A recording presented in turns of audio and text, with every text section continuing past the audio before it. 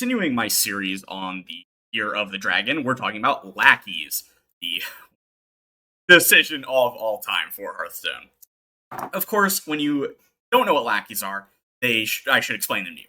Goblin Lackey, Faceless Lackey, Ethereal Lackey, Kobold Lackey, and Witchy Lackey are all based on the 5, League of Evil members. Dr. Boom, Togwaggle, Hagatha the Witch, Rafam, and of course Madame Lazul. Then Titanic Lackey was added in Uldum as a way to kind of nerf Lackeys a little bit because they were really strong, but it also fits with the idea of the year. And then Draconic Lackey added in Galakrond's Awakening. These cards were very, very, very, very, very powerful.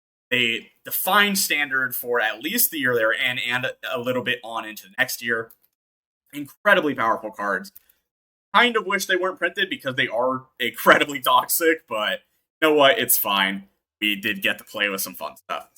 Then, of course, you have Priest. Priest only had 2 cards, and they weren't really that great for Lackey generation. A lot of the only real classes that use Lackeys, we'll talk about in a minute, had a lot of generation and payoff for them. So it kind of makes sense why it wasn't really Priest as much, especially compared to Galakrond. That was a whole nother thing for the class. Then you have Rogue, of course, being a class that did use a lot of Lackeys and use them efficiently because of cards like Evil Miscreant, which was so powerful, was actually nerfed. Same with Galakrond the Nightmare.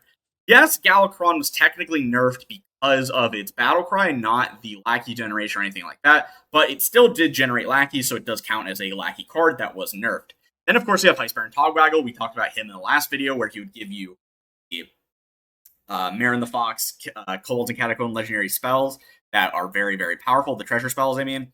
And honestly, Lackey Rogue was very fun to play. I loved this time period for Rogue. It's definitely a fan favorite, if I remember correctly, but man, do I wish we would never get something like that again.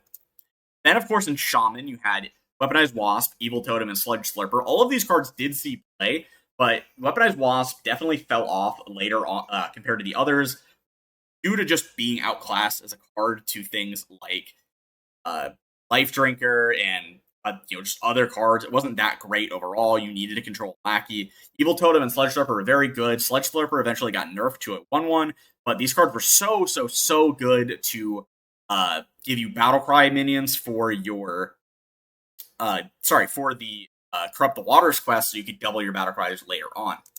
Then you have Warlock. Warlock had a lot of pushing it to make a Lackey Warlock kind of work with Pharaoh to Khan, and we'll talk about Urk in a minute, but it never really took off. Lackeys and Warlock weren't very great.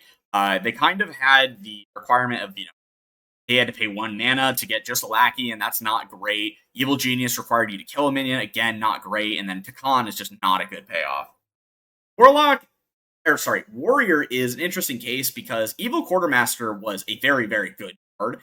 The other cards, Improve Morale and Boom Squad, are not very good, so they didn't really make sense to run ever in your decks. 1 mana just to discover a Lackey is pretty bad, and then Improve Morale is just a terrible card. That being said, Evil Quartermaster very good, so you would have seen Lackeys in Warrior.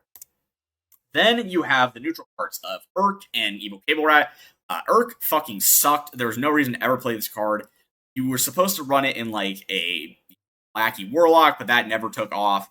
And Evil Cable Rat, just being a neutral 2 mana 1/1, it's similar to the Kobold Miner that we see today in Excavate, where it's just 2 mana 1/1 neutral, gives you a card you want, and it's just good enough at that in Standard. In conclusion, Lackeys were really, really, really powerful. I think that they're nice to have a cohesive theme for an expansion, so it goes across expansions, but man, were they overpowered as fuck. That being said, if you enjoy it, make sure to like, comment, subscribe, tell me what you think down below, and I'll see you guys next time. Shadows are rising again! Darker than they've ever been.